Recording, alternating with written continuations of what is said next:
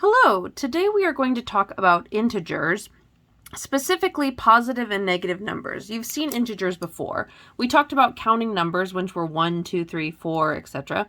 Whole numbers, which was 1, 2, 3, 4, etc., but also including 0. And now we're going to talk about integers. And integers include both positive and negative numbers. So you may have seen a number line before, and a number line has 0 at the origin. And then, oops, I started even wrong. Going to the right starts with 1, then 2, then 3, then 4, then 5, on to infinity. And to the left goes with -1, -2, -3, -4, -5, on to infinity. And the numbers on the left are less than the numbers on the right. So the further you go to the right, the greater they are. The further you go to the left, the less they are. So here we're asked to order these numbers using less than or greater than. So we have 14 and 6. We know that 14 is bigger than 6, so we're going to put in a greater than sign. Here we have -1 and 9. We know that 9 is going to be to the right of our number line, whereas -1 is going to be here to the left of our 0. So -1 is actually less than 9. We also have -1 and -4. -1 is here, -4 is here. Because -4 is actually further to the left, -4 is going to be less than -1, or -1 is greater than -4. And here we have 2 and -20, so 2 is here. -20 would be somewhere all the way over here. So since -20 is furthest to the left, -20 would actually be the smaller number. So 2 is greater than -20. We may be asked to find the opposite of a number. The opposite is just like, I don't really know how to explain it. It's just the opposite. So the opposite of 7 would be -7. The opposite of -10 would be 10. It's just like if it's negative, it becomes positive. If it's positive, it becomes negative. And we can use that information to simplify. So here we have a -6. That's actually going to be equal to, I like to think of it as a -1. There's an invisible 1 there, times a -6. This is actually a little beyond what we're doing today, but -1 times -6, a negative times a negative is equal to a positive. So this is going to be equal to +6.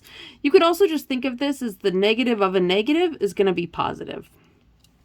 So we are asked to evaluate -x when x equals 8. So we're going to put in 8 for -x. So we're going to have a -8, and that's just our answer. But when x equals -8, we're going to have a -8, which is just going to be equal to a +8. Okay? So moving on, we are going to discuss absolute values. Absolute value is the distance from 0 on the number line. So the absolute value of a number n is written as, these bars mean absolute value. The absolute value is greater than or equal to 0 for all numbers. So if I had my number line again, and I have 0, 1, 2, 3, -1, -2, -3, absolute value is just the distance from 0. So if I put a dot right here, I want to know how much space is here. It's 3. My absolute value there is 3 because that's the distance I have no matter what direction it goes in. So here I'm asked to find the absolute value of 3 is going to be 3. The absolute value of -44 is going to be 44. Even though it's negative, that's the distance of -44 from 0. And here the absolute value of 0, well, it doesn't really go anywhere. It's just 0. So we are asked to evaluate. We want to find the absolute value of x when x is equal to -35. So I'm going to substitute in -35 for x. I'm going to have the absolute value of -35 is equal to, absolute values are always going to be positive. They're always going to be greater than or equal to 0.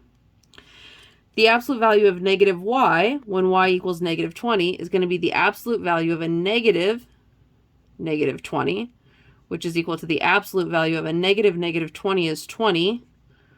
And that's equal to 20. The absolute value of a -u when u equals 12, that's going to be the absolute value of 12. So that's just going to be a -12. Because this is our absolute value, this comes out and becomes positive. We can put that in a parentheses there, but that negative is still there. Here in a negative absolute value of p when p equals -14. So we're going to have a negative absolute value of a -14. So that's going to be a negative. Absolute value of a negative 14 is just 14. Okay? And we can use that information to continue to fill in less than, greater than, or equal to. So the absolute value of negative 5 we know is 5.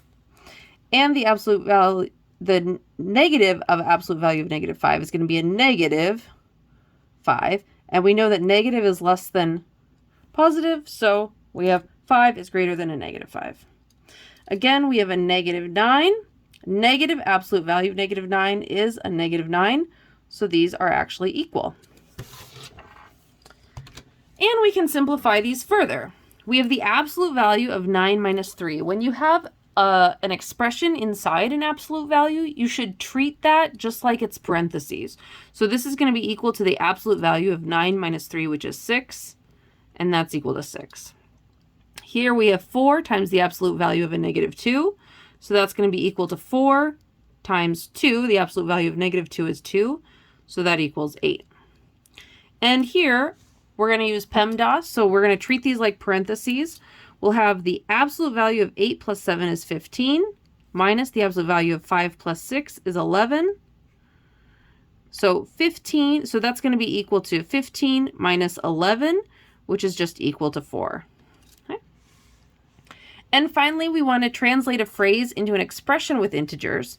So we want to write the opposite of a positive 14. Well, we know a positive 14 is just going to look like the number 14, and the opposite is going to be the negative in front. The opposite of a negative 11 is going to look like this, but the opposite of that is going to be negative, and negative of negative is just a positive 11. Okay. And 2 minus a negative 7 is going to look like 2 minus a negative 7. We could actually solve that. 2 would be 2 minus a negative becomes plus a 7, which is actually equal to 9. And that's going to be our next lesson. I'll go into that next, but I'll see you in class. Please bring your questions. Thanks.